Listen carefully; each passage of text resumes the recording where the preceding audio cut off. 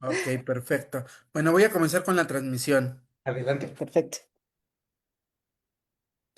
Buenas tardes a todos. Sean bienvenidos a SciTech In, el espacio donde la ciencia, la tecnología y la innovación se encuentran para acercarnos al conocimiento de frontera y a las preguntas más relevantes de nuestro tiempo.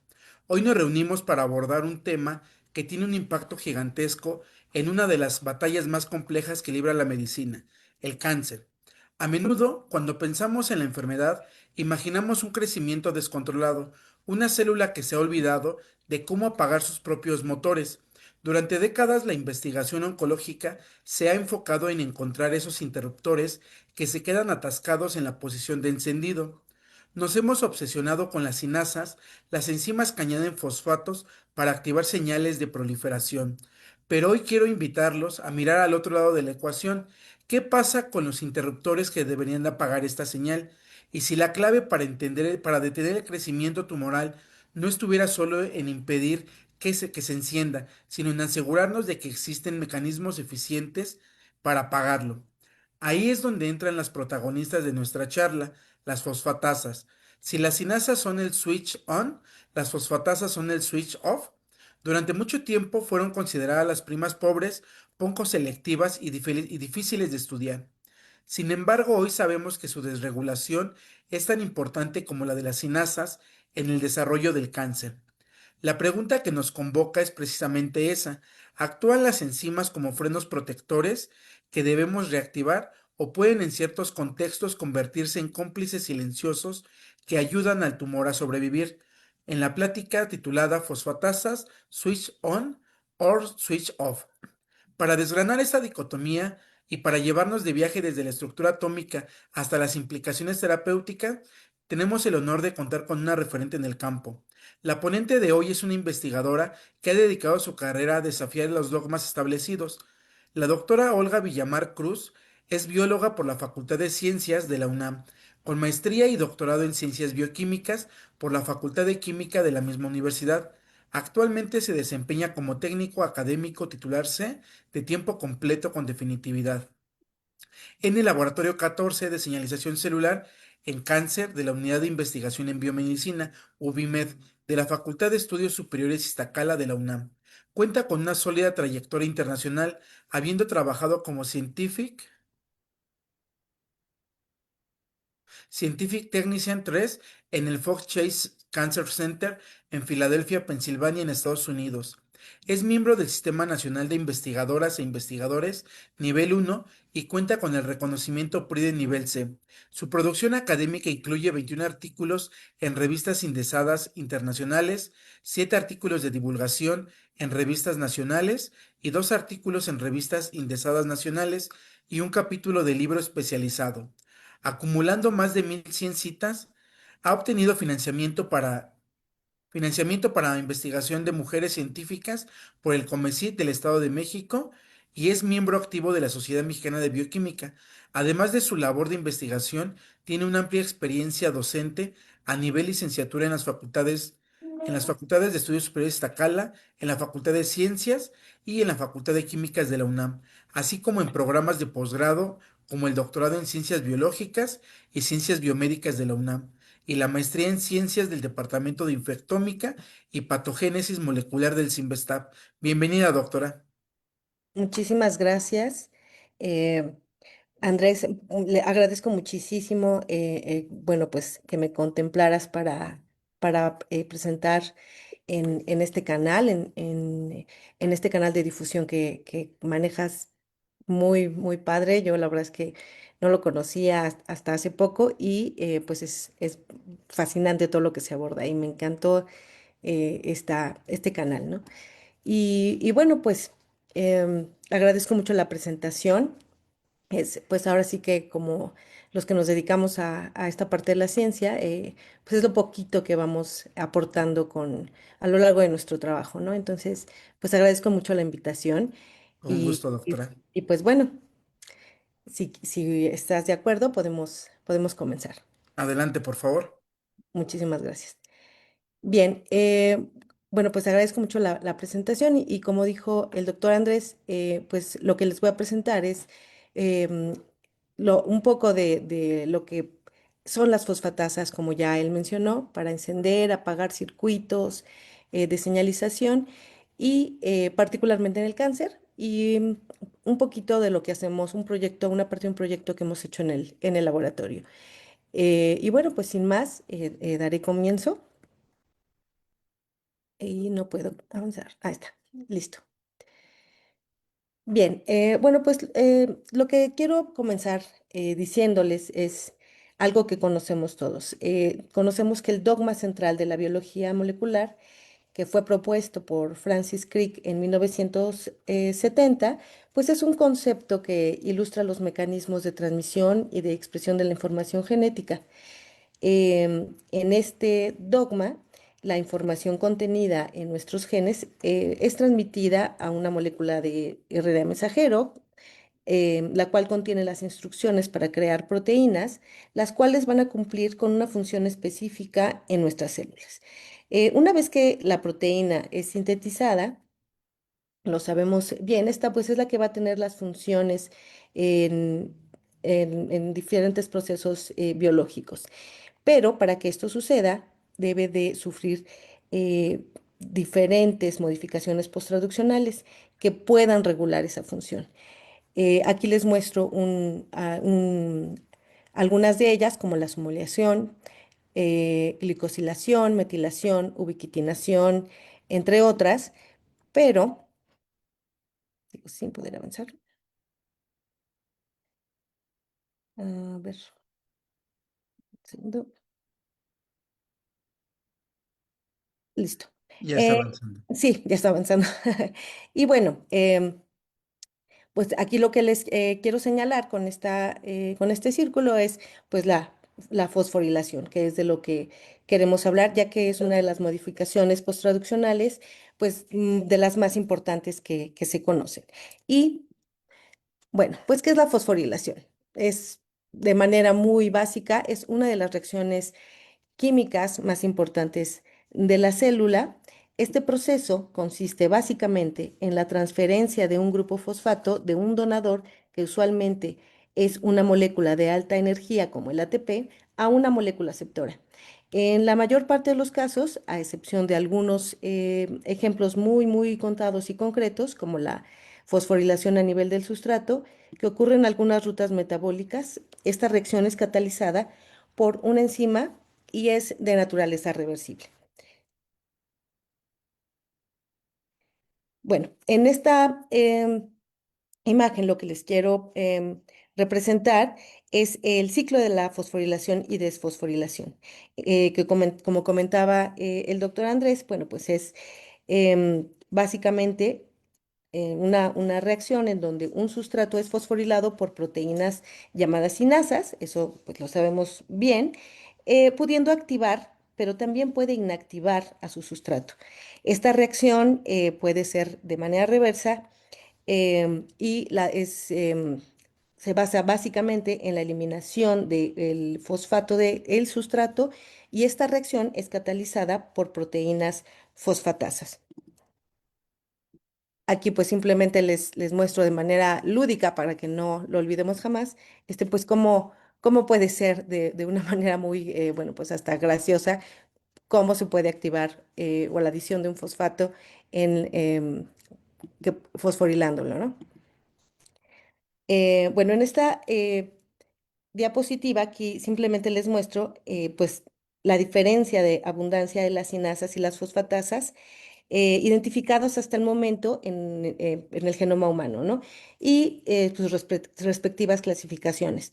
Podemos ver aquí que pues hay identificadas 530 genes para las sinasas, mientras que, entre comillas, solo hay 180 genes para las fosfatasas. Y bueno, pues aquí simplemente les muestro cómo podemos observar el fosfatoma comparado con el quinoma de los humanos, ¿no? Y bueno, en general, las fosfatasas pueden clasificarse de distintas formas. Una de ellas es de acuerdo a la biomolécula que emplean como sustrato. Algunos ejemplos son las fosfatasas de lípidos como PTEN o fosfatasas de carbohidratos como la forina. Y en esta ocasión nos enfocaremos en las fosfatasas de proteínas. Bueno, históricamente la desfosforilación de proteínas fue descrita inicialmente por el matrimonio formado por Carl y Gerty Cori en sus estudios sobre el metabolismo del glucógeno en el hígado a inicios de la década de los 30, lo que los condujo al descubrimiento del ciclo de Cori por obvias razones, ¿no? Por sus apellidos. Y bueno, estos estudios iniciaron en animales, posteriormente estudiaron tejidos y finalmente pues llegaron a hacer extractos proteicos. Vean cómo en esta época pues ahora sí que se empezaba desde animales y se iba haciendo estudios a un nivel más pequeño, ¿no? Para poder ir disgregando el análisis de científico. Y bueno, a partir de estas purificaciones pudieron purificar enzimas. Ya para 1936 pudieron aislar un compuesto al que llamaron éster de Cori, que posteriormente fue identificado como la glucosa 1-fosfato. Y bueno, pues esto los llevó a la identificación de una enzima a la que llamaron fosforilasa, que participaba en la síntesis y degradación de polisacáridos. Estos estudios con la fosforilasa en 1943 mostraron que existía en dos formas, una forma activa o fosforilasa A, sobre la que actuaba una molécula que llamaron PR o eliminador del grupo prostético, y esto lo convertía en una forma activa o fosforilasa B. O sea, ya empezaba a haber una observación de reacciones enzimáticas, ¿no? Estos estudios, nada más y nada menos sobre el metabolismo de glucógeno, les permitió ganar el Premio Nobel en Medicina en 1947, lo cual con lo que quiero demostrarles es que, pues, era la gran cosa, ¿no? O sea, sí fueron descubrimientos importantes que llevaron a esta situación. Y bueno, pues con el tiempo, posteriormente, Edward Krebs, que no es el ciclo de Krebs, sino es otro Krebs, pues realizaba su estancia postdoctoral en el laboratorio de los Cori, y cuando pudo establecer su propio laboratorio, comenzó a colaborar con Edmund Fisher. Em, y sus estudios fueron sobre mecanismos de regulación de la fosforilasa de la que ya les había comentado, y descubrió que el grupo prostético que la activaba era un ion inorgánico y era pues ni más ni menos que el ion fósforo, ¿no? Estos estudios sentaron las bases para establecer que las proteínas pueden ser fosforiladas de manera reversible y que la fosforilación es catalizada por sinasas, mientras que la desfosforilación es realizada por enzimas fosfatasas. Y bueno, a pesar de que estos estudios se realizaron inicialmente a mediados de los 50 por ahí, para 1992, este par de científicos ganaron otro premio Nobel por sus estudios sobre la fosforilación reversible de proteínas que regula diversos procesos como la actividad, la localización, conformación, plegamiento y vida media de las proteínas, entre otras muchas funciones, ¿no? Entonces, otra vez, la fosforilación, tanto generada por sinasas y la desfosforilación regulada por fosfatasas, pues han sido avances científicos importantes que han logrado pues nada más y nada menos que dos premios Nobel, ¿no? Con el paso de los años y con la publicación de la secuenciación del genoma humano, fueron identificadas nuevas fosfatasas que conforman a la superfamilia de las serinas treoninas, tal y como la conocemos el día de hoy. Y esta consta de 35 miembros y está dividida en las tres distintas familias que les presento aquí.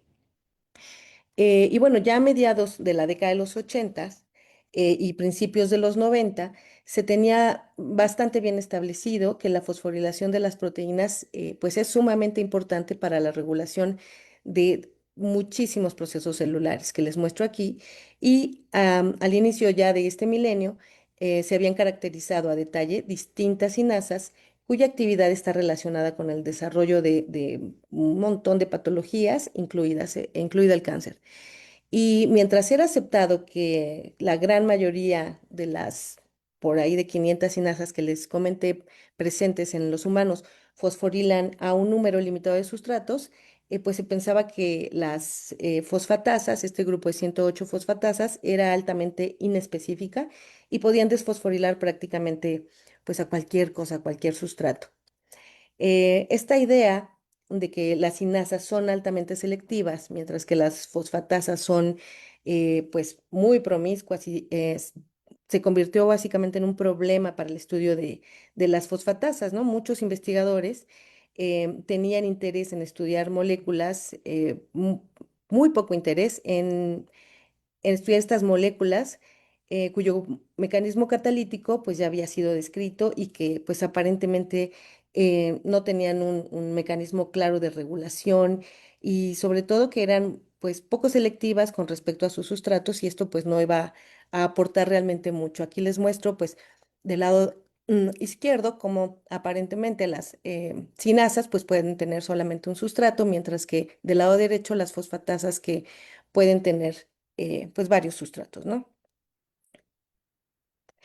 Y bueno, esta problemática, entre comillas, fue abordada en un artículo de revisión por un enzimólogo muy reconocido en este campo. Y bueno, pues como ustedes pueden ver, desde el título pues, se puede apreciar la idea de que se tenía de las fosfatasas, especialmente el reducido grupo de las 35 fosfatasas que les mencioné de serina treonina. Y bueno, pues esto realmente era un problema, entre comillas, porque pues ahora sí que no llamaban la atención para hacer investigación, ¿no? Y bueno, sin embargo, algunos investigadores, ahora me incluyo, decidieron seguir estudiando a estas fosfatasas y demostraron que existen diversos mecanismos de regulación que son importantes para poder dictar esta especificidad. El primer mecanismo de regulación reportado para la fosfatasa 1, PP1, y que conservan algunas otras fosfatasas de serina treonina en su asociación con subunidades inhibidoras, las cuales evitan que la fosfatasa actúe sobre sus sustratos hasta que alguna modificación posttraduccional como la fosforilación permite su disociación de la subunidad con actividad catalítica y entonces, ay, me adelanté, ah, uh, ahí está. Y entonces, bueno, pues puede activar eh, a la fosfatasa. Ok, bueno, otro mecanismo de regulación es el reclutamiento de la fosfatasa hacia sitios donde la actividad es necesaria. Este fenómeno también fue observado durante el estudio del metabolismo del glucógeno, que ya les había comentado hace un rato, en donde la subunidad G o de unión a glucógeno recluta a la subunidad catalítica de PP1 a los sitios donde se está llevando a cabo la síntesis o la degradación del polisacárido.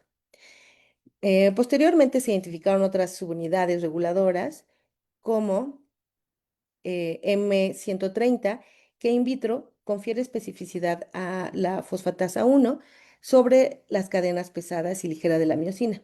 Y su asociación evita que esta fosfatasa actúe sobre otros sustratos como la glucógeno sintetasa, la sinasa de la fosforilasa y la propia fosforilasa. También se ha reportado que las subunidades R15A y B confieren a PP1 especificidad in vitro por el factor de inicio de la transducción EIF2 alfa.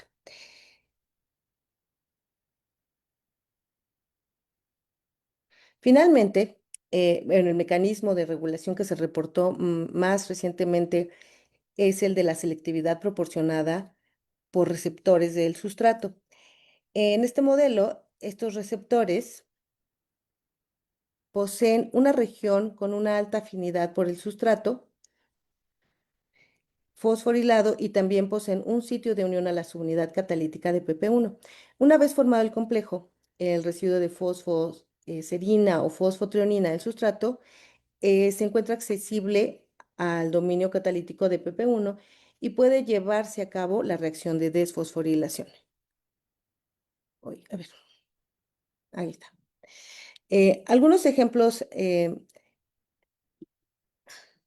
de este mecanismo son el receptor al sustrato 1 o R1 y el receptor al sustrato 2 o R2, los cuales confieren especificidad a PP1 sobre su respectivo sustrato y tienen la propiedad de que cuando se unen a un sustrato equivocado, inhiben la actividad de PP1, ya que el residuo fosforilado no es accesible al dominio catalítico de la fosfatasa. Ay, no sé, bueno, me muevo. En resumen, lo que les puedo decir es que las fosfatasas de serina y treonina son un grupo pequeño, conformado por aproximadamente 35 enzimas intracelulares que regulan diversos procesos biológicos. Su actividad puede ser regulada por distintos mecanismos que van a determinar su selectividad por algunos sustratos, la cual puede ser tejido específica y adicionalmente ser medida por distintas subunidades reguladoras o inhibitorias y por su reclutamiento a regiones intracelulares donde su actividad es necesaria por otras proteínas. Y bueno, las proteínas fosfatasas de tirosina o PTPs son el segundo grupo de enzimas de las que les quiero platicar en esta ocasión y hasta ahora es el grupo más grande y mejor caracterizado de fosfatasas. Bueno, como les había mencionado hace un ratito, ya en la década de los 80 ya se tenía indicios de qué tan importante era la fosforilación de proteínas en residuos de tirosina para la regulación de distintas rutas de señalización asociadas a procesos celulares como proliferación, sobrevivencia y crecimiento celular. Y aunque para ya la década de los 90 se habían caracterizado algunas em, sinasas de tirosina, no se había logrado identificar a las fosfatasas encargadas de mantener el balance de los niveles de fosforilación y desfosforilación en residuos de tirosina. Uno de los primeros experimentos que demostraron la importancia de la fosforilación en residuos de tirosina para promover la transformación celular se publicó en 1980 por el grupo de Walter Eckhart y lo que hicieron en este grupo de investigación fue mostrar que al identificar las células con el virus del sarcoma de Ruth, el cual es portador del oncogen SARC, em, la primera proteína que fue, bueno, SARC fue la primera proteína tirosina sinasa de tipo no receptor en ser identificada, esto pues la mayoría lo sabe, había un incremento considerable en los niveles de fosforilación en tirosinas en las proteínas de la célula huésped a una temperatura permisiva de alrededor de 36 grados. Sin embargo, al aumentar la temperatura a 40 grados, rápidamente disminuían los niveles de fosforilación en la tirosina a niveles comparables con los de las células no infectadas, lo cual demostró que cuando SARC se inactiva, algunas fosfatasas rápidamente desfosforilan a las proteínas que habían sido fosforiladas por esta sinasa. Y bueno, pues ya para, como les decía, finales de los 80 y principios de los 90, se logró purificar, clonar, secuenciar y determinar la estructura cristalográfica de la primera proteína fosfatasa de tirosinas a la que se le llamó PTP1B, que dicho sea de paso es pues nuestra estrella, fosfatasa estrella en el laboratorio y es con la que trabajamos. Y bueno, pues la mayor parte de los descubrimientos sobre los mecanismos de regulación, de estructura y de función de las proteínas PTPs fueron descritas inicialmente en PTP1B.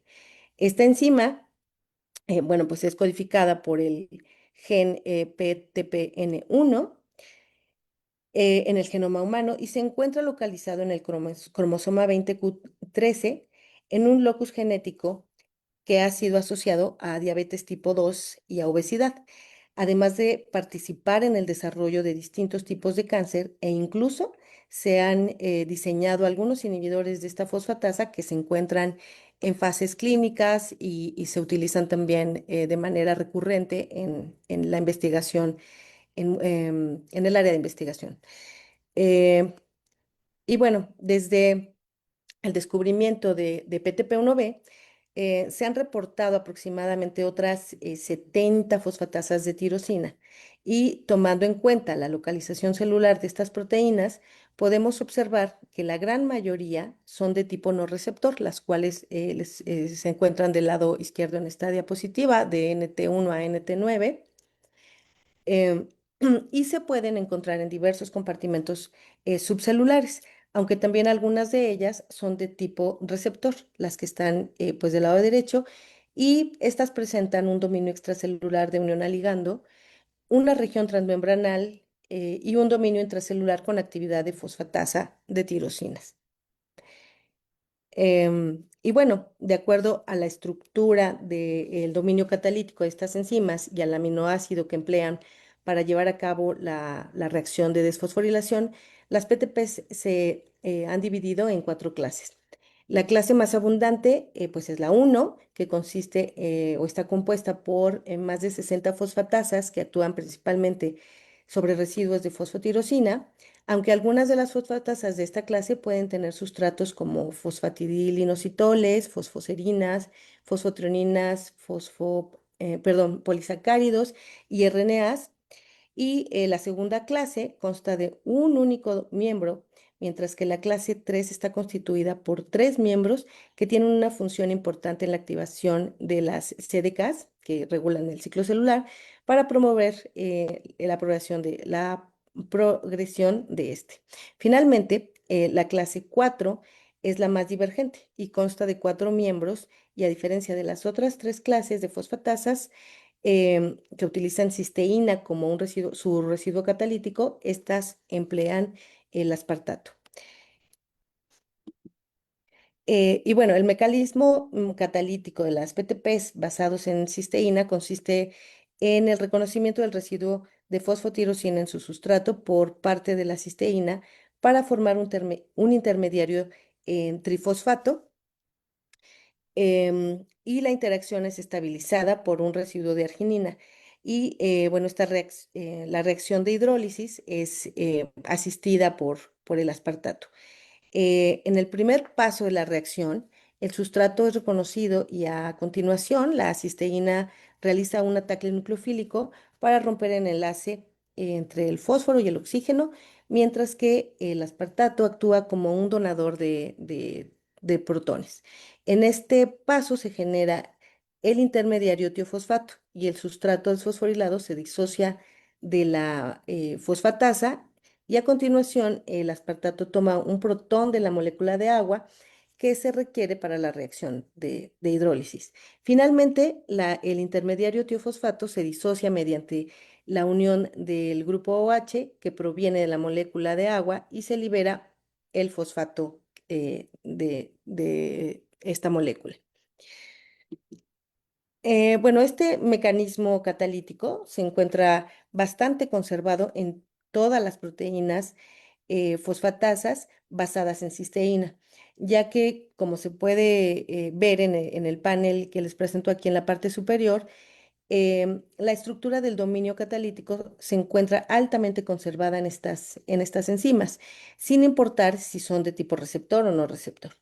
Y en la parte inferior de esta diapositiva, lo que les muestro es la representación pues general de la estructura secundaria del dominio catalítico de las PTPs, la cual, como pueden ver, consta de 8 alfa hélices que están en color rosita, de 10 hoja beta plegadas en color negro y en el puntito verde em, muestra la posición de la cisteína catalítica en PTP1B.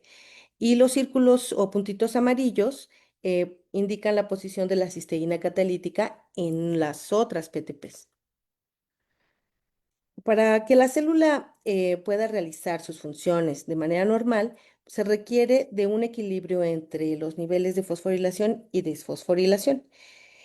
Cuando este balance o este equilibrio se ve alterado, pues pueden desarrollarse diversas patologías, entre ellas el cáncer, como ya les mencionaba.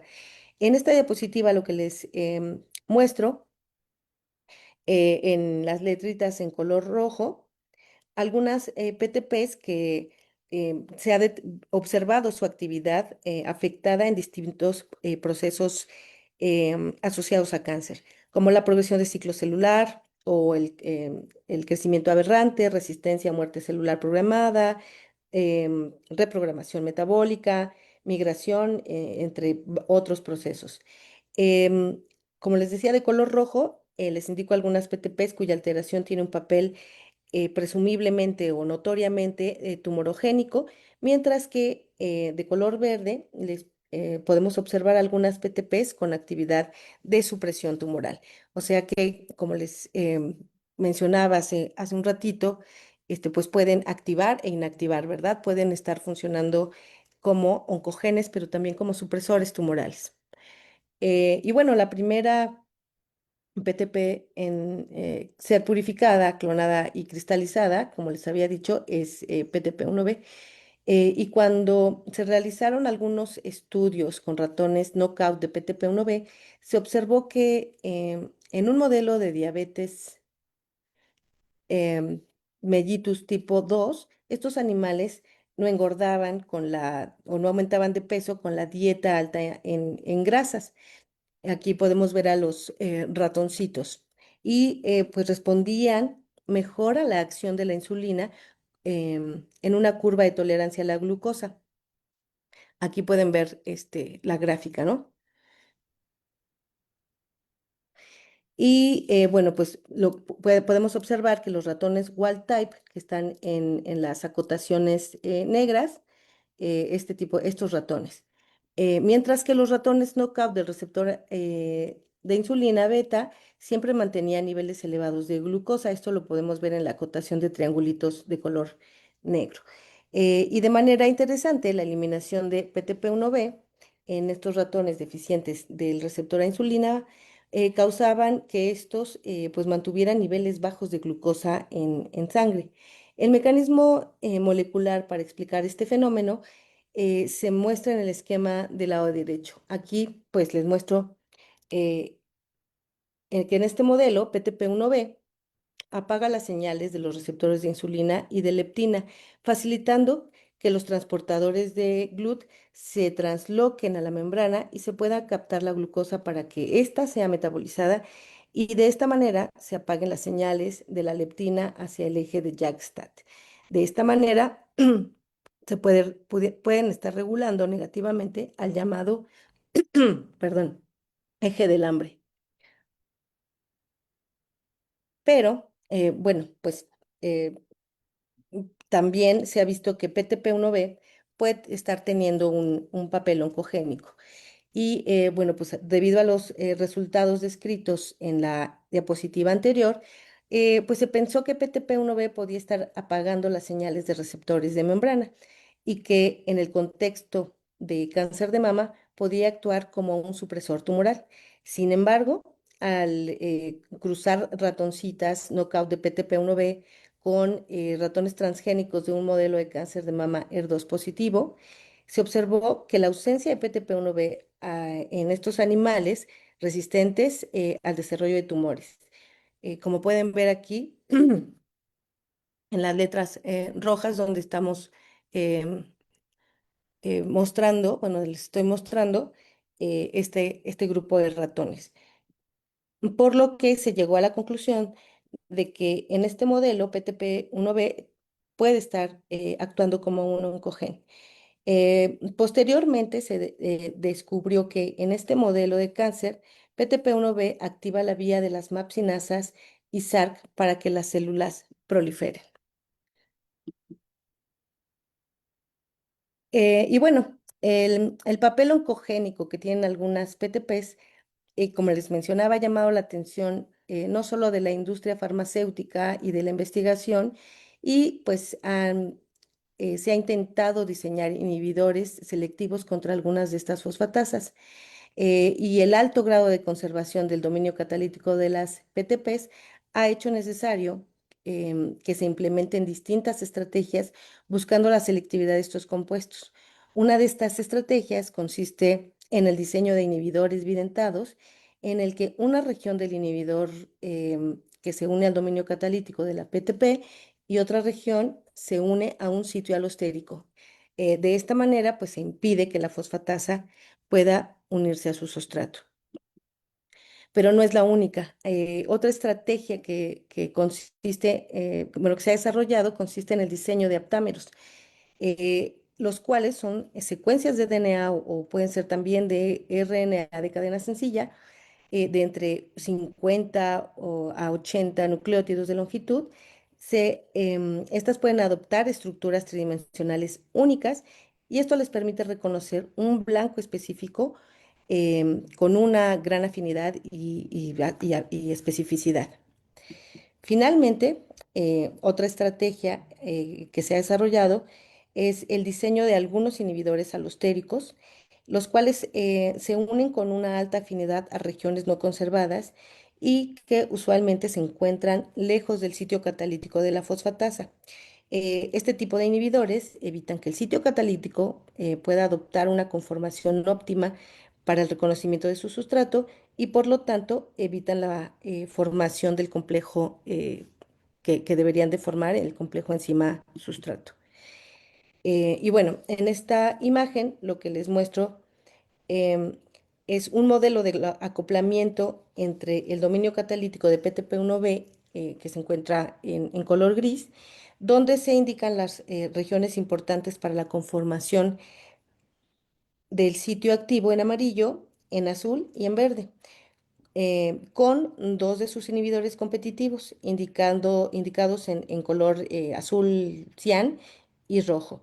Y bueno, eso es en la imagen superior y como pueden ver en la imagen inferior, se les muestra el acoplamiento del extremo carboxilo de la PTP con un inhibidor alostérico que se muestra en color rojo.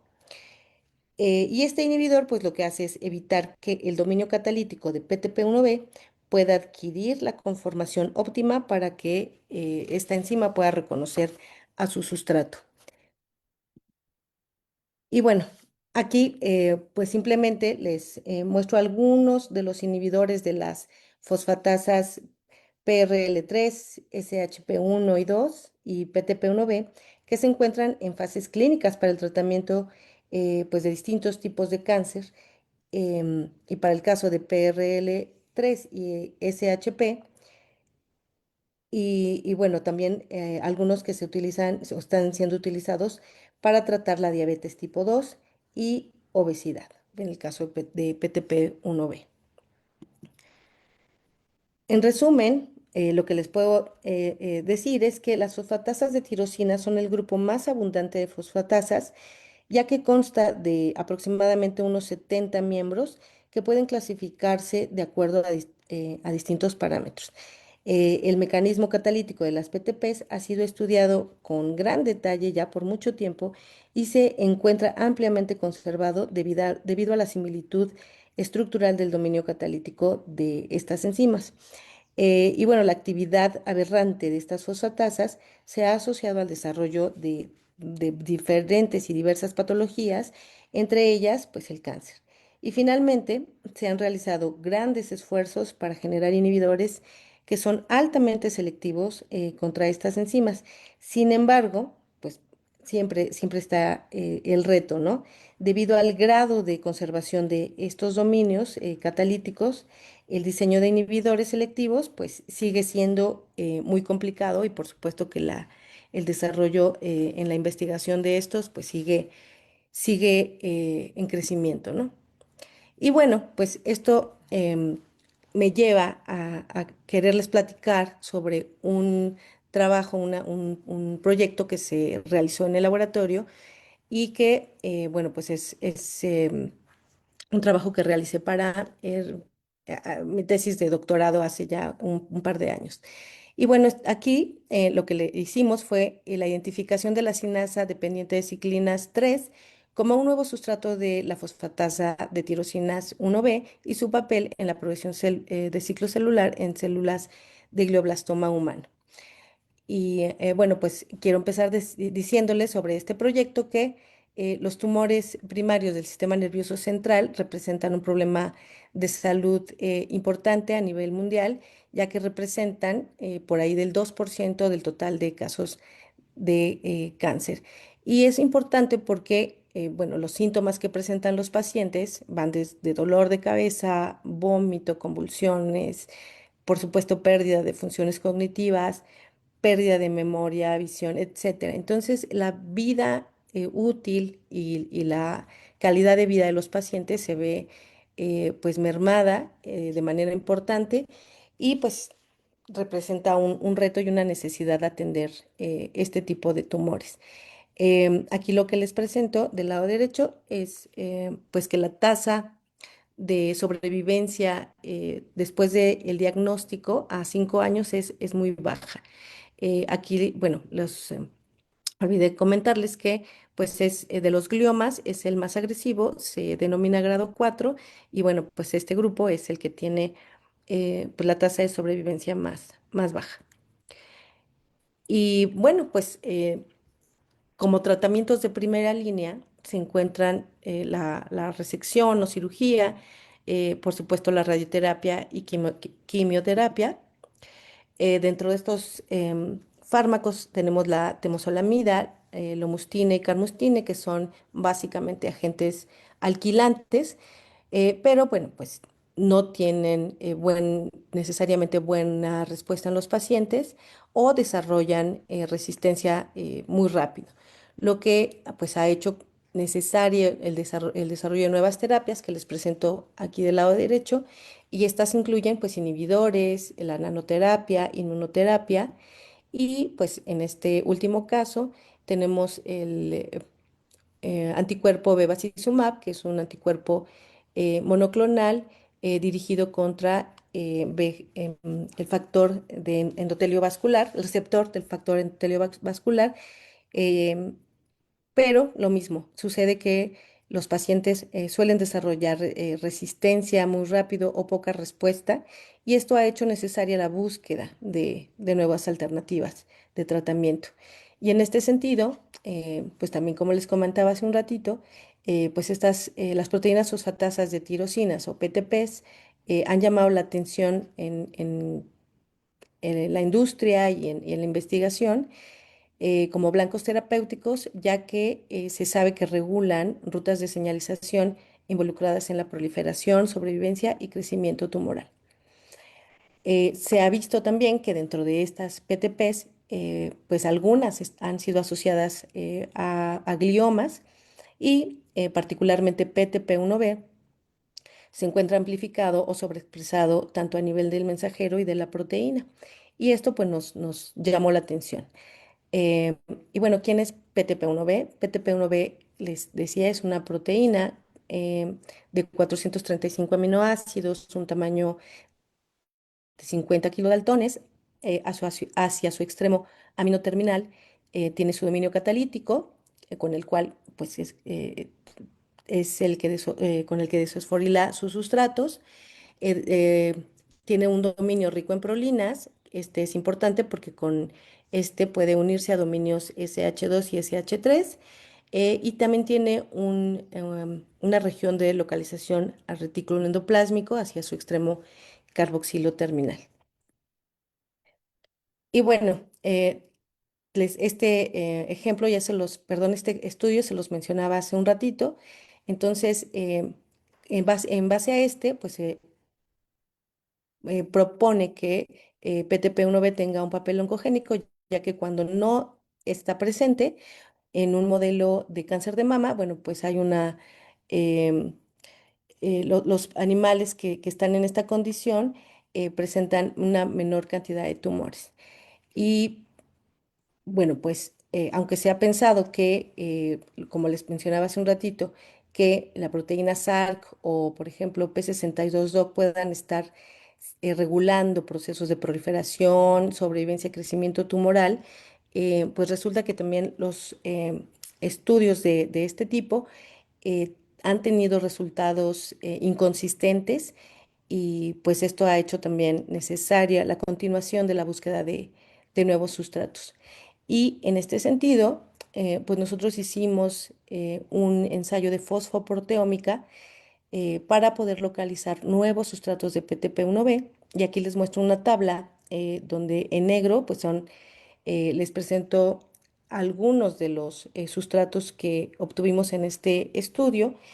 em, Como por ejemplo el receptor a insulina, DOC1, etcétera, JAK2 también, el sitio que desfosforila PTP1B, la región peptídica donde se encuentra este residuo y si ya había sido publicado o conocido este sitio de fosforilación. Y en rojo, de manera interesante, les presento a CDK3. Esta proteína es pues una sinasa dependiente de ciclinas.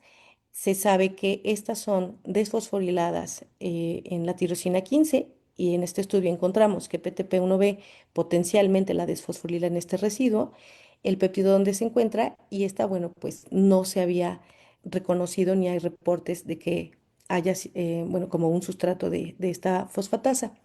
Y bueno, aquí les presento muy brevemente el mecanismo de activación de las CDKs y bueno, pues esta, cuando está inactiva, está fosforilada en los residuos de treonina 14 y tirosina 15. Para que se active, eh, tiene que ser desfosforilada por algún miembro de las fosfatasas de la familia CDC25. Y además, bueno, pues esto requiere también de la asociación con una ciclina. Para que se inactive, pues requiere de la fosforilación de un miembro de la familia de sinasas Wi1 y de esta manera, pues también se disocia de la ciclina correspondiente, específica para cada una de las CDKs.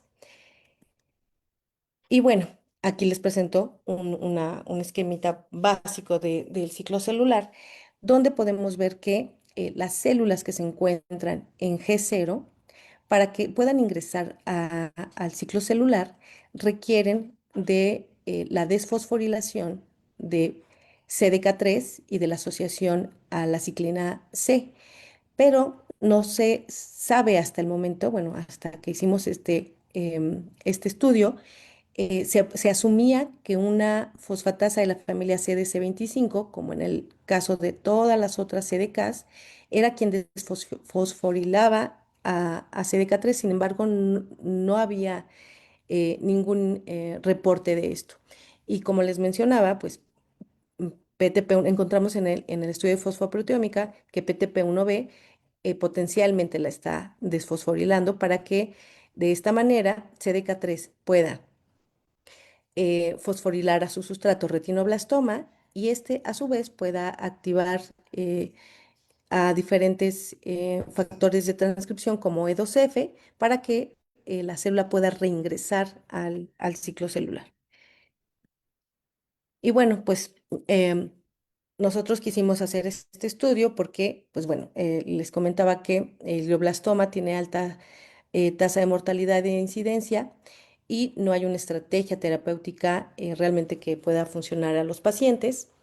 Se ha reportado que PTP1B puede estar involucrada en el desarrollo de glioblastomas y además regular la actividad de proteínas que puedan estar regulando la proliferación, sobrevivencia, migración en diferentes tipos de cáncer, no nada más en glioblastoma. Eh, y bueno, en este proyecto lo que quisimos fue determinar el efecto que tiene la desfosforilación de CDK3 mediada por PTP1B en la progresión del ciclo celular y supervivencia en células derivadas de glioblastoma humano. Nuestra hipótesis fue que si la proteína fosfatasa de tirosinas, PTP1B, desfosforila a la tirosina 15 CDK3, esto podría favorecer la progresión del ciclo celular en un modelo de glioblastoma humano, bueno, en líneas celulares.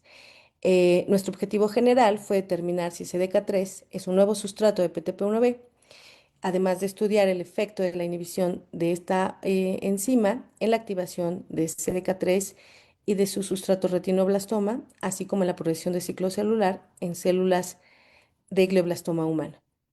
Aquí, bueno, planteamos cuatro objetivos particulares, los cuales les voy a ir presentando eh, a continuación. Y bueno, para cumplir con el primer objetivo particular, se generó la probable estructura del fosfopéptido de CDK3 mediante la técnica de modelado por homología en sílico, empleando un programa llamado PepStrot-Mod, y posteriormente se realizó un docking local entre el dominio catalítico de PTP1B obtenido a partir de la estructura cristalográfica y el fosfopéptido de CDK3. Y finalmente, bueno, se hizo un refinamiento empleando un programa también bioinformático que se llama CLOSPRO 2.0, lo cual nos permitió determinar si este complejo era estable una vez haciendo el modelaje. Y bueno, aquí lo que les muestro es la estructura del complejo de PTP1B en color gris, con el fosfopéptido de CDK3 en azul y la fosfotirosina 15 en amarillo. Y del lado derecho les muestro pues simplemente un acercamiento con el fosfopéptido de CDK3 en color amarillo, y en donde se observa que la fosfotirosina, que se encuentra en naranja, aquí por aquí atrás, se encuentra cercana a los residuos catalíticos de PTP1B, que son la cisteína 215 y la arginina 221, que se encuentran en estas estructuras verdes.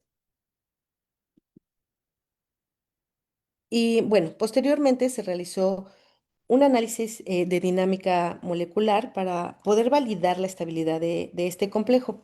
Y aquí les quiero mostrar este video. Y bueno, aquí lo que les muestro en este videíto es una simulación de los primeros 20 nanosegundos de esta asociación. Y como podemos ver, pues eh, tenemos el sitio catalítico en amarillo, el fosfopéptido en azul, y en esta región terminada en rojo está los residuos fosforilados del péptido. Entonces, pues podemos ver que están a una distancia muy, muy cercana, y al menos en dinámica molecular, no nada más en la simulación anterior, sino en dinámica molecular, pues también está siendo eficiente esta interacción y estable de este complejo. Y bueno, la gráfica que les presento del lado derecho corresponde a esta dinámica molecular, pero esta representación está graficada en 80 nanosegundos. Y lo que podemos ver, bueno, lo que graficamos aquí es la distancia de la tirosina 15 con los residuos catalíticos de PTP1B. O sea, se puede hacer un refinamiento bastante importante, y lo que observamos es que de 0 a 58, 60 nanosegundos, la distancia entre PTP1B y CDK3 es de aproximadamente unos 3.5 angstroms, perdón. Y bueno, después de estos 60 nanosegundos, esta distancia se incrementa hasta 4.5 angstroms, lo cual pues nos sugiere que esta asociación o esta desfosforilación se realiza de manera muy rápida, y estas moléculas se disocian después de 60 nanosegundos, ¿no? Posteriormente, bueno, pues habíamos hecho estos modelos, estos modelajes con la proteína en los sitios catalíticos de PTP1B y un fosfopéptido. Entonces, lo que se realizó fue hacer una interacción proteína-proteína para ver si, pues, en presencia ya de toda la estructura completa de las proteínas, podía estar llevándose a cabo de la misma manera esta asociación. Em, y bueno, aquí utilizamos la estructura del dominio catalítico de PTP1B, que está en color amarillo, y de la probable estructura de CDK3 mostrada en gris. Y bueno, pues el resultado obtenido indica que el complejo de CDK3 y PTP1B es pues bastante estable. Lo que podemos ver aquí es la cercanía entre el residuo catalítico cisteína 215 con la fosfotirosina eh, 15, en el sitio 15 de CDK3. Y bueno, pues lo que obtuvimos fue un resultado de energía de un ligando bastante óptima y una distancia entre estas moléculas de 7,46 angstroms. Y bueno, pues no sabíamos o queríamos saber más bien qué tan óptima eran estos resultados y realizamos este mismo modelaje, pero en esta ocasión con un sustrato conocido de PTP1B, que es el receptor a insulina, y podemos ver también en la imagen de la izquierda cómo están pues bastante cercanos. Los valores de unión a ligando son muy parecidos y pues la distancia también es muy similar, ¿no? Aquí, bueno, pues simplemente es un acercamiento. Y bueno, para cumplir con el segundo objetivo, se determinó si CDK3 es un sustrato directo de PTP1B mediante un ensayo de actividad de fosfatasa in vitro. El ensayo consistió en incubar un fosfopéptido de CDK3 en presencia de PTP1B durante unos 30 minutos y posteriormente la reacción se detiene añadiendo verde de malaquita que pues lo que genera es una reacción colorimétrica en presencia de fosfato inorgánico. Si es que se realiza la reacción de desfosforilación y se libera este fosfato. Em, Finalmente, las placas donde se hace esta reacción son leídas en un lector de placas y se calculan los nanomoles de fósforo liberados. Como control positivo, aquí utilizamos un fosfopéptido que corresponde a los residuos del receptor a insulina fosforilados, que como les había mencionado hace un momento, es un sustrato conocido de PTP1B. Em, y como controles negativos, utilizamos péptidos no fosforilados de ambas moléculas, de CDK3 y del receptor a insulina, en presencia de la fosfatasa. Y lo que obtuvimos fue lo que les muestro en esta gráfica, donde podemos observar que PTP1B desfosforila a CDK3 casi con la misma eficiencia que al receptor de insulina. Prácticamente pues son los mismos valores, mientras que en los controles que utilizamos, que fueron las moléculas em, desfosforiladas, pues no vemos, no hubo liberación de fosfato en esta ocasión, ¿no? Y bueno, para determinar si PTP1B y CDK3 pueden estar interactuando físicamente en un contexto celular, seguimos dos estrategias metodológicas. En primer lugar, se realizó una cotransfección de células HEC293 con vectores de expresión eucarionte que contienen a los genes que codifican para CDK3 y para poder detectarlo, pues usamos uno que estuvo fusionado a una bandera de HA y PTP1B fusionado a una bandera de MYC. Y se determinó la colocalización de ambas proteínas mediante microscopía confocal. Por otra parte, utilizamos la técnica de ensayo de ligación por proximidad para poder detectar la asociación de las proteínas endógenas, las cuales, pues vamos a ver más adelante, se puede observar como patrones punteados justo en los sitios donde pueda haber una asociación.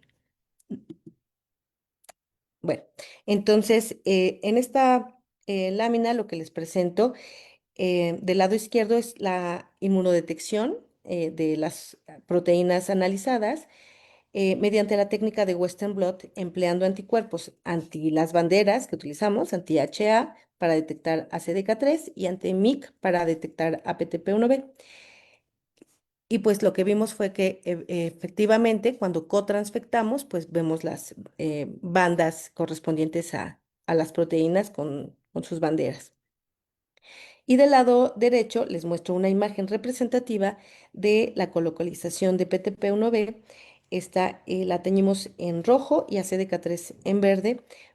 Y bueno, lo hicimos por microscopía confocal. Y pues lo que podemos ver es que en las zonas donde hay traslapamiento o colocalización, podemos ver pues colores amarillos o naranjas, lo que sugiere que ambas proteínas lo colocalizan en la región perinuclear de estas células HEC293. Y para corroborar la colocalización de ambas proteínas, eh, pues pudimos hacer o calcular el coeficiente de colocalización de Manders em, utilizando el programa ImageJ. Y esto pues, lo podemos hacer a través de este programa. Y aquí, pues lo que vemos seleccionado en estas secciones marcadas, eh, podemos ver valores que van de 0 a 1, donde 1 es el 100% de colocalización. Y aquí pues es interesante saber que el valor de M1 nos está indicando la cantidad de señal roja en el área que marcamos, que sobrelapa con la señal verde. Y el valor de M2 es el opuesto, es el sobrelapamiento de verde sobre el rojo. Y pues tenemos valores del pues, un 70-80%, lo cual nos indica que hay una colocalización eficiente de estas dos moléculas. Como les mencionaba, la estrategia complementaria que utilizamos para esto es pues una técnica que la verdad a mí me gusta mucho, se me hace muy interesante y bueno, nos da muchísima información. Es el ensayo de ligación por proximidad. Y bueno, esta metodología lo que nos permite es detectar la interacción in situ, eso es importante, de las proteínas endógenas que se encuentran a menos de 40 nanómetros de distancia. Sí y solo si están a esta distancia, vamos a poder observar la señal que les mencioné. Y bueno, aquí en este esquema lo que les presento es que si las células, eh, perdón, las células, no, las moléculas asumimos que están formando un dímero, que están asociándose, pues van a poder ser localizadas por medio de este ensayo. Aquí lo que hacemos es, bueno, añadir anticuerpos primarios dirigidos contra nuestras moléculas, pero tienen que estar levantados en especies diferentes. En este caso utilizamos nosotros anti-mouse y anti-rabbit, para posteriormente incubarlas con sondas, bueno, anticuerpos secundarios acoplados a sondas de DNA complementarias. Y si estas moléculas están a la distancia que les menciono, estas sondas van a poder unirse y circularizar.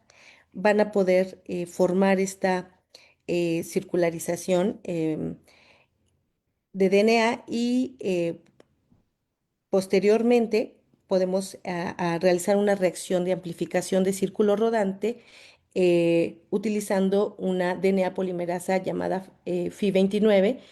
Y aquí, pues no nada más es que se forme el circulito, sino que va a poder haber una amplificación. Y va a poder generarse círculos concatenados hasta de más de 70 kilobases. Y no nada más eso, sino que también podemos añadir un oligo que está acoplado a rodamina y que es complementario a una de las secuencias internas de estos círculos amplificados. De esta manera, pues las muestras, em, perdón, puede haber esta reacción que les muestro aquí, puede haber esta generación de puntos fluorescentes. En este caso nosotros utilizamos el color rojo.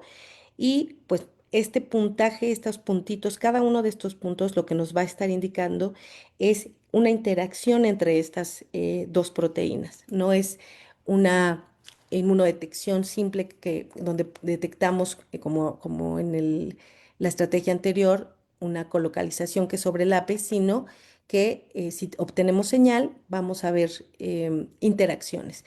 Y bueno, pues aquí simplemente les muestro a la izquierda es cómo podríamos estar visualizando estas interacciones.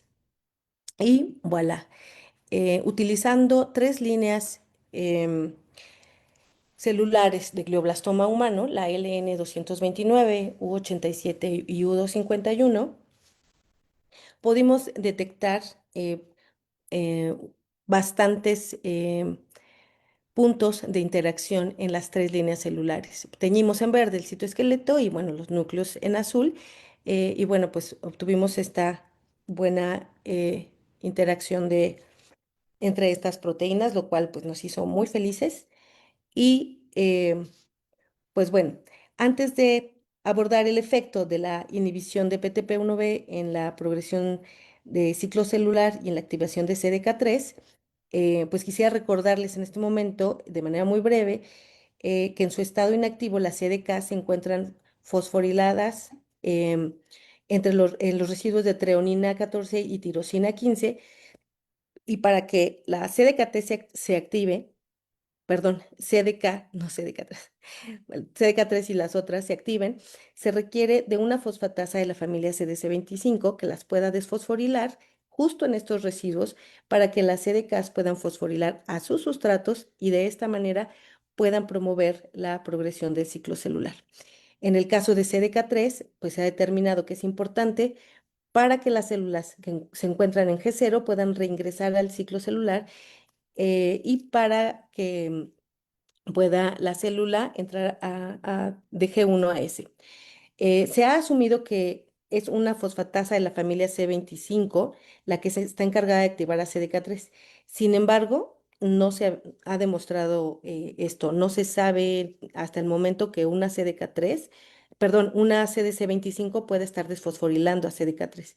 Y les recuerdo nuestro experimento de fosfoproteómica, así como en los ensayos in silico in vitro que les mostré hasta este momento, el sitio de tirosina 15 es desfosforilado por PTP1B, lo cual nos sugiere que esta fosfatasa podría estar activando directamente a CDK3 para que esta a su vez pueda fosforilar a retinoblastoma, esta se disocia de E2F y este pueda translocarse al núcleo para poder transcribir a sus genes blanco y bueno, se realice la progresión de ciclo celular. Y bueno, para evaluar esta posibilidad, el cuarto objetivo de este proyecto fue estudiar el efecto de la inhibición de PTP1B en la progresión de ciclo celular en células de glioblastoma humano, así como en la activación de CDK3 y de su sustrato retinoblastoma. Eh, en primer lugar, se realizó una cinética para evaluar por Western blot los niveles de fosforilación de CDK3 a distintos tiempos.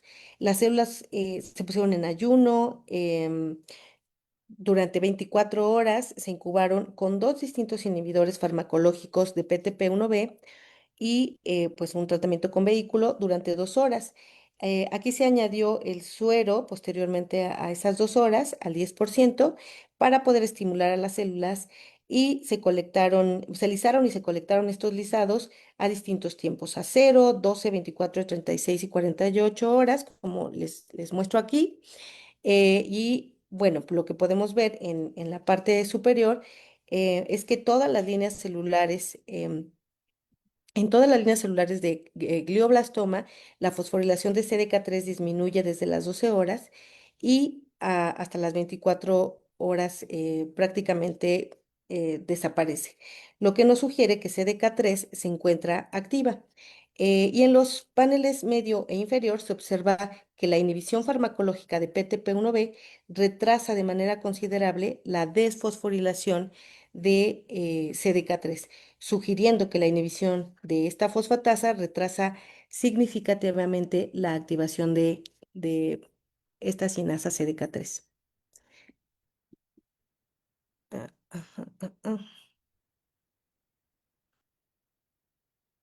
Y bueno, aquí lo que les presento eh, es el ensayo que hicimos para ver la progresión de ciclo celular. Aquí lo hicimos por citometría de flujo. Podemos ver con este acotamiento las células que se encuentran en blanco están en G0, 1. Las que están en negro son las que están en síntesis y las que están en gris en G2M. Lo que podemos ver es que en la línea LN229, pues vemos que hay una progresión de ciclo celular, digamos que normal, Y cuando administramos los inhibidores de PTP1B, claramina y trotusquemina, pues esta progresión se ve completamente alterada. Lo mismo pasó para U87, la línea celular U87. Con el vehículo podemos ver una progresión normal, mientras que para administrando los inhibidores, pues esto se ve completamente afectado y vemos el mismo efecto en la línea U251.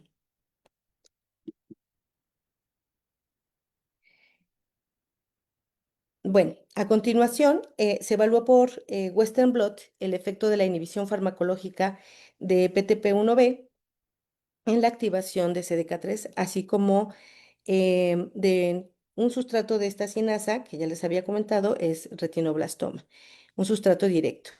Y bueno, lo que podemos ver aquí es en negro, de color negro, solo para recapitular la vía de señalización, lo que se esperaría que ocurriera si PTP1B desfosforila a CDK3 en un contexto celular.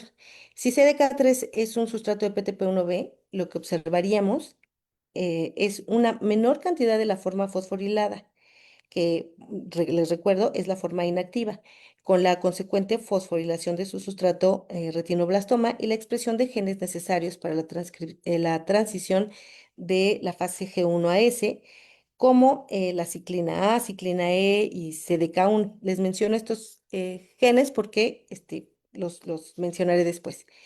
Al inhibir la actividad de PTP1B, como les muestro en rojo, se esperaría que aumenten los niveles de CDK3 fosforilada, es decir, la forma inactiva, y que disminuya la fosforilación de retinoblastoma y por lo tanto también la expresión de sus genes blanco.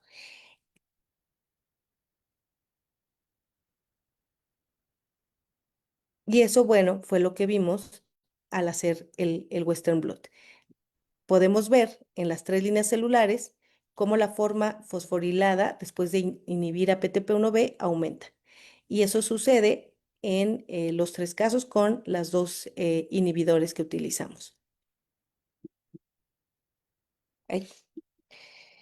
Y bueno, en esta diapositiva lo que les muestro eh, es el resumen o el esquema de lo que podría estar, asumimos que está pasando. Em, Hacer la inhibición farmacológica de PTP1B en las líneas celulares de glioblastoma podrían promover el aumento de la forma fosforilada de CDK3 en la tirosina 15, la cual es la forma inactiva, mientras que disminuye la fosforilación de retinoblastoma en la serina 807. Espérenme, es que esta era, acá está. En la serina 807 y 811, lo que permite la asociación con el factor de transcripción E2F y la represión en la expresión de sus genes blanco, los cuales son necesarios para la progresión a la fase S. Y bueno, pues estos resultados podrían estar explicando el retraso de la progresión del ciclo celular en las tres líneas celulares que utilizamos y que inhibimos con el inhibidor farmacológico de PTP1B. Y bueno, aquí sí está esta imagen donde podríamos observar que cuando tenemos a PTP1B, se desfosforila CDK3, esta puede fosforilar a retinoblastoma, E2F se disocia y puede pasar a núcleo para transcribir sus genes blanco, necesarios para la transición de G1S. Muy bien, entonces finalmente aquí lo que les muestro es que al realizar también la inhibición farmacológica de nuestra fosfatasa, hay un efecto en la expresión de genes blanco de E2F. En las tres líneas celulares de glioblastoma que utilizamos, pudimos ver por medio de PCR en tiempo real que hubo una disminución significativa en los niveles de expresión de CDK1, ciclina A y ciclina E, que fueron los genes blancos que les había mencionado en un principio. Entonces hay una disminución significativa en las tres líneas celulares. Aquí simplemente les muestro una vez más el esquema que generado, el modelo que pudimos generar. Nuestras conclusiones fueron que PTP1B forma un complejo molecular estable in sílico con CDK3, que el residuo de fosfotirosina 15 de CDK3 se encuentra cercano a los residuos catalíticos dentro del dominio con actividad de fosfatasa PTP1B. Además, comprobamos que el residuo de fosfotirosina 15 de CDK3 es desfosforilado por PTP1B in vitro y que estas dos moléculas son capaces de interactuar físicamente en las líneas celulares de glioblastoma que utilizamos. Además, la inhibición farmacológica de esta fosfatasa es capaz de retrasar la progresión del ciclo celular y disminuye la expresión de los genes blanco de 2F necesarios para la progresión del ciclo celular en líneas celulares de glioblastoma humano. Todavía tenemos perspectivas para este trabajo, como siempre sabemos que lo que falta es tiempo y recursos, pero pues queremos determinar la coexpresión de PTP1 CDK3 en biopsias de pacientes con glioblastoma. Eh, Queremos también analizar el efecto de la inhibición de PTP1B y CDK3 en un modelo preclínico en cultivos en 3 dimensiones en células de glioblastoma humano, además de evaluar la eficacia de la inhibición farmacológica individual o combinada bueno, utilizando fármacos inhibidores de estas dos moléculas en un modelo animal de glioblastoma. Eh, Gracias a este proyecto, bueno, pudimos hacer una revisión, la cual fue merecedora a la portada de esta revista. Ya tiene unos años, pero este pues es un buen logro. También hasta donde nos quedamos ya fue publicado. Pues quiero agradecer a la gente con la que colaboramos, a la gente que participó también con financiamiento. em, bueno, pues por supuesto, a la gente que colaboró, miembros del laboratorio 620 de la Facultad de Química y los del laboratorio 14 de Ubimed FES Iztacala. Y pues eso es lo que tengo para mostrarles. Muchas gracias, doctora. Sumamente interesante su charla y sobre todo, valga la redundancia, todo el trabajo que hicieron para demostrar la función de PTP1B sobre Ujú. CDK3. Y pues sí, vamos a abrir un espacio para preguntas, dudas o comentarios. Claro, Voy a ver si tenemos alguna pregunta. Ok, tenemos un par de preguntas. claro. Ok. ¿PTP1B puede actuar como protooncogen y oncogen a la vez? Bueno, al inicio, justo fue todo este asunto de haber encontrado eh, probables funciones, ¿no? Recordemos, por eso les mencionaba hace un rato que ha habido los primeros estudios sobre todo, sobre estas funciones, pues han sido inconsistentes, ¿no? Entonces nosotros encontramos que sobre todo más evidencia de que puede ser un oncogen, un protooncogen. Entonces, nuestra investigación, esta línea de investigación, ha ido por ahí justo porque la evidencia más que más encontramos fue para sustentar que puede tener esta función. Y Ok, bueno, los trabajos que hemos encontrado y que además, bueno, pues sí hay muchísima evidencia de que está sobreexpresado PTP1B en distintos tipos de cáncer. Nosotros pues quisimos abordar glioblastoma, pero ya está muy sabido que en cáncer de mama, en cáncer de colon, de próstata, em, en varios tipos de cáncer está sobreexpresada. Ujú. Entonces, ok. sí. Ujú.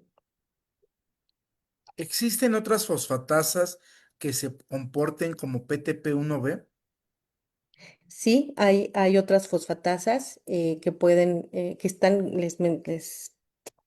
ay, es que con las flechitas no me puedo mover, no sé por qué. Pero, vamos a ver. Sí, hay, para el caso, por ejemplo, de glioblastoma, pues les mostraba yo de las primeras gráficas. Em, o ya de me una pasé, familia? ya pasé. Sí, hay varias que están asociadas al,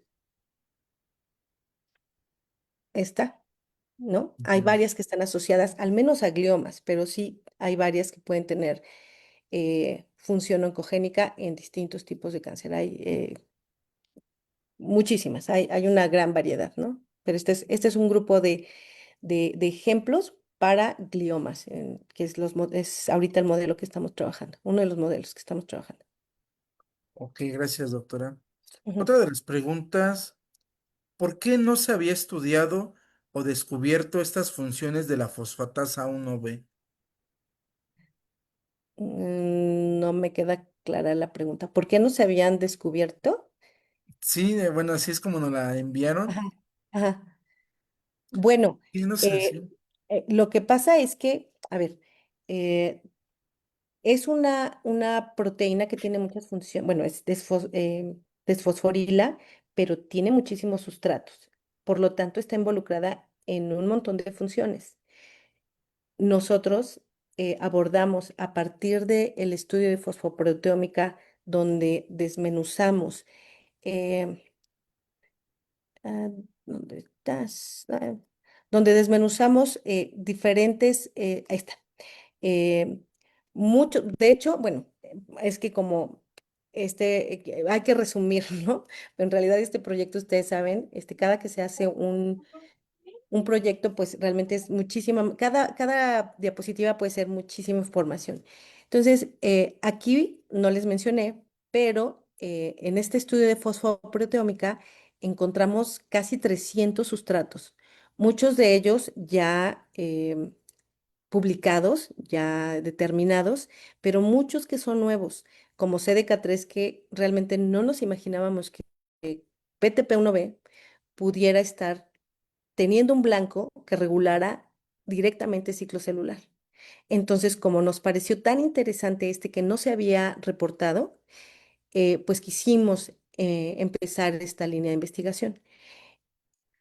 Por lo tanto, de todos los otros, por ejemplo, en este estudio de fosfoproteómica que nosotros realizamos, pero yo no sé si alguien más en el mundo vaya a estarlo también estudiando o vaya a encontrar otros sustratos que tengan funciones relevantes para este tipo de patología.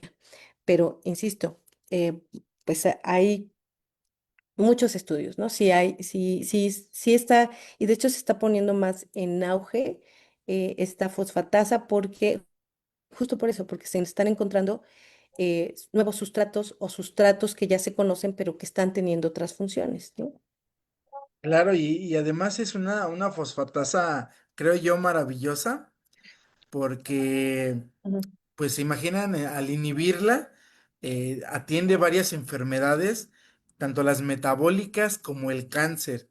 Entonces, eso, es genial, porque un fármaco que se diseñe para inhibirla va a ujú. tener repercusiones benéficas en una o en otra patología. Entonces, eh, he escuchado, la vez pasada escuchamos la plática del doctor Luis, y Ujú. entonces también esa parte, es genial, ahora en el cáncer también, en las metabólicas, y me imagino, o supongo que ha de ver también otras patologías donde pueda estar implicado.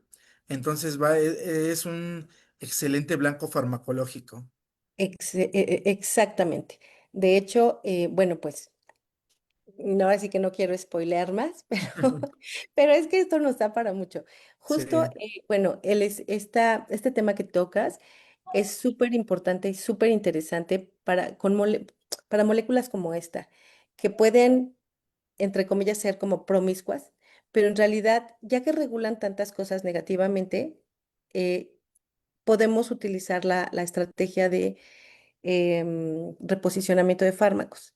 Entonces, como ha sido muy estudiada y sigue siendo muy estudiada, pues hay mucha información, está surgiendo mucha información en lo que les mencionaba en la primera parte de la plática, el desarrollo de sus inhibidores, de diferentes estrategias que bueno, o sea, la limitante va a ser casi, casi que nuestra imaginación, ¿no? De cómo poder bloquearla o cómo desarrollar estos inhibidores, estos fármacos, para poder bloquearla.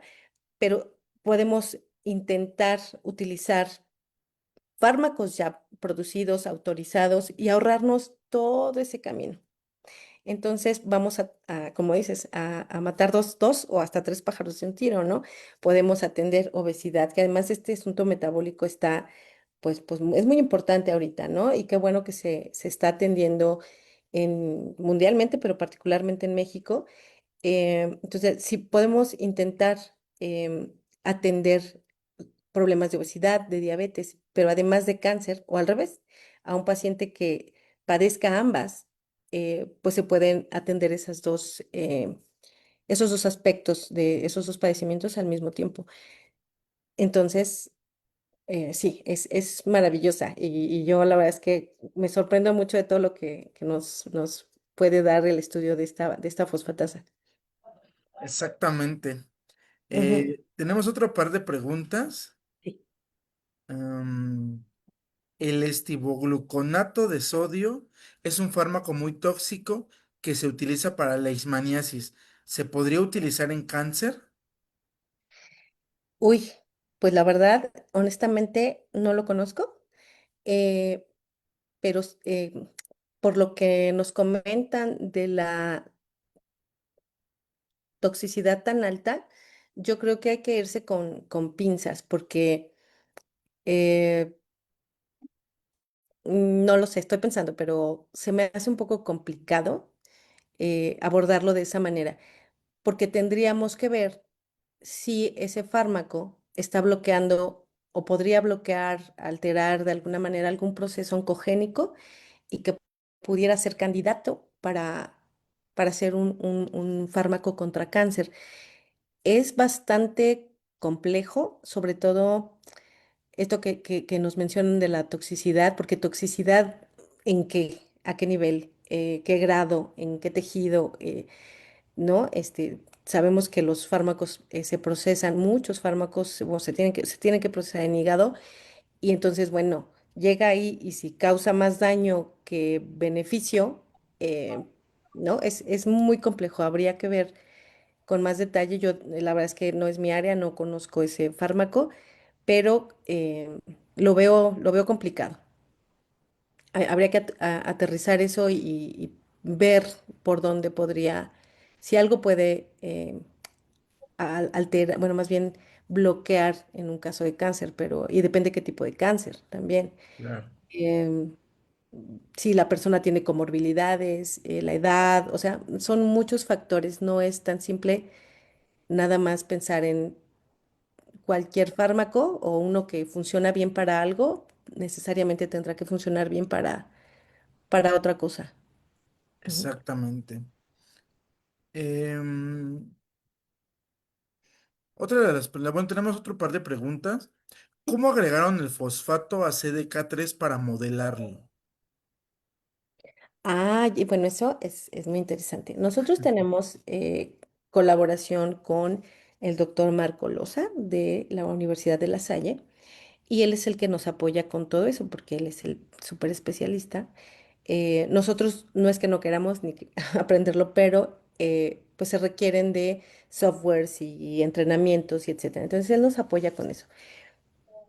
Básicamente lo que se hace es con la secuencia que conocemos de nuestras moléculas, y eso aplica para todas las que uno quiera estudiar por ese tipo de modelado, eh, a base de la secuencia que ya conocemos, con los softwares adecuados para hacer ese modelaje, eh, se puede añadir esa fosforilación o una modificación posttraduccional o una modificación que uno quiera y que sea, bueno, sea realista, pero se pueden hacer esas modificaciones a base de la secuencia. Se sabe en qué sitio particular se puede poner en este caso un fosfato, un residuo fosforilado, vamos a ponerlo en esos términos.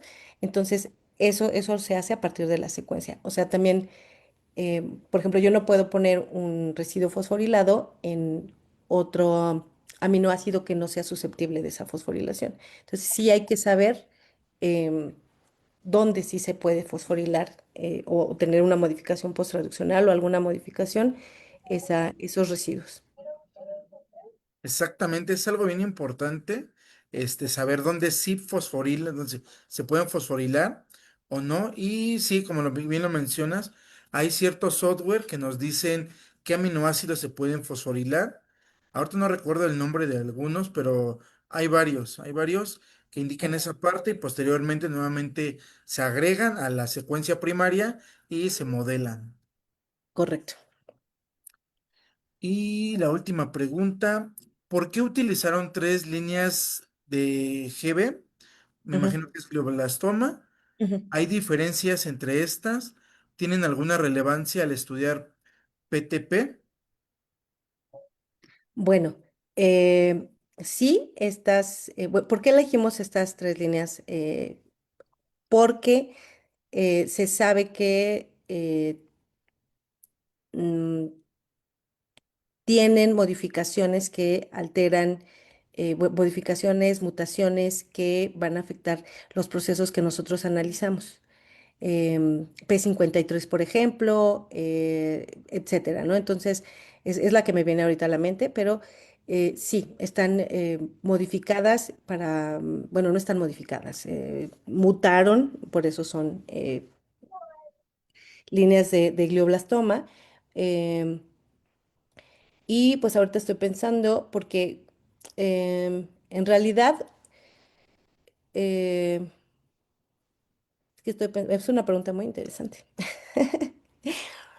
Eh, Pues son con las que contábamos también. Ese es un factor limitante. Es que no quería decirlo tal cual, pero es que sí, es con las que contábamos, pero molecularmente, biológicamente, realmente están afectadas, insisto, tienen mutaciones que afectan el ciclo celular. Entonces, como es un proceso que nosotros estamos estudiando, pues bueno, eh, son óptimas para estudiar estos procesos.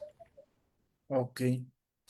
Mira, nos mandan bueno, no es pregunta, nos dicen, el estivoglunato es un fármaco que presentaron en la diapositiva de los fármacos que están en estudios preclínicos, clínicos. Si no eran Ujú. estudios clínicos, no preclínicos. A ver, ahorita te digo.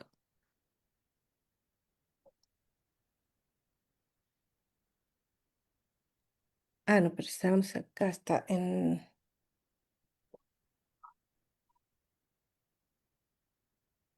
esta? Eh, pues nos dicen que en los estudios preclínicos, pero yo no vi ninguna de preclínicos. Me imagino que sí es esta, pero son estudios Ajá. clínicos, ¿verdad? Estivolglunato. Sí, Ajá, bueno, sí, ajá, estivoglunato. ajá. Sí, Ah, son ok, preclínicos, en estudios preclínicos. Ajá. ok. Sí, era de la pregunta que nos hacían que se podía ocupar en cáncer y que era muy tóxico. Ah, pues mira. Sí, Pues mira. Pues entonces sí. al Sí, sí, parecer sí. sí. Pues Entonces bueno, sí.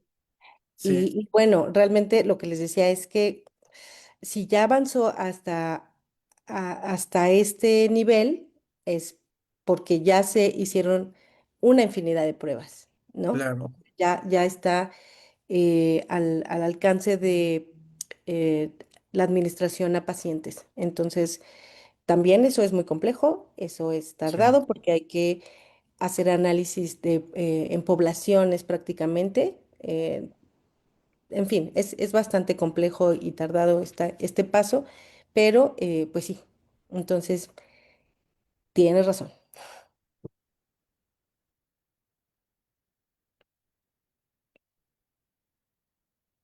Ok, muchísimas gracias. Nuevamente, muy interesante tu charla y todo el trabajo, que igual se integra bastante bien en la parte in sílico y se corrobora en la parte experimental. Voy a compartir pantalla ahora. Sí. A ver, estoy yo.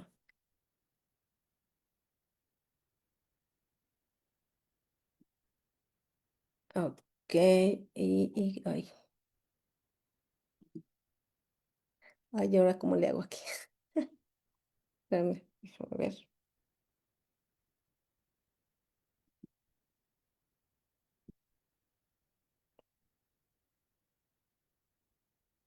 Ay, ay, ay. No puedo dejar de compartirla. A ver, déjame ver. Es que ya perdí Creo que ya estoy compartiendo yo. Ok, sí, porque perdí la barrita de compartir Ah, ok. y ah, Y sí, ya pueden ver, ¿puedes ver mi pantalla? no veo la mía. Sí, entonces. No, sí, sí, ya estoy compartiendo yo. Ok, perfecto. Saitec Inc. otorga la presente constancia a la doctora Olga Villamar Cruz por su charla de difusión científica titulada Fosfatasas Switch On or Switch Off en Cáncer, la cual fue realizada el día 24 de marzo del año 2026. Muchas gracias, doctora. Muchísimas gracias por invitarme. Un gusto. Igual nuevamente, muchísimas gracias. Y con esto llegamos al final del programa del día de hoy. Muchas gracias a nuestra invitada y al increíble equipo de producción por hacer esto posible. Y por supuesto, gracias a ustedes, nuestra audiencia, por acompañarnos. Síganos en nuestras redes sociales de Facebook y suscríbanse a nuestro canal de YouTube para no perderse ninguna actualización. Asimismo, si es de su interés o se perdieron alguna charla anterior, puedan disfrutar de estas en el canal. Una vez más, gracias por estar aquí y nos vemos en nuestra próxima transmisión. Muchas gracias y que tengan un excelente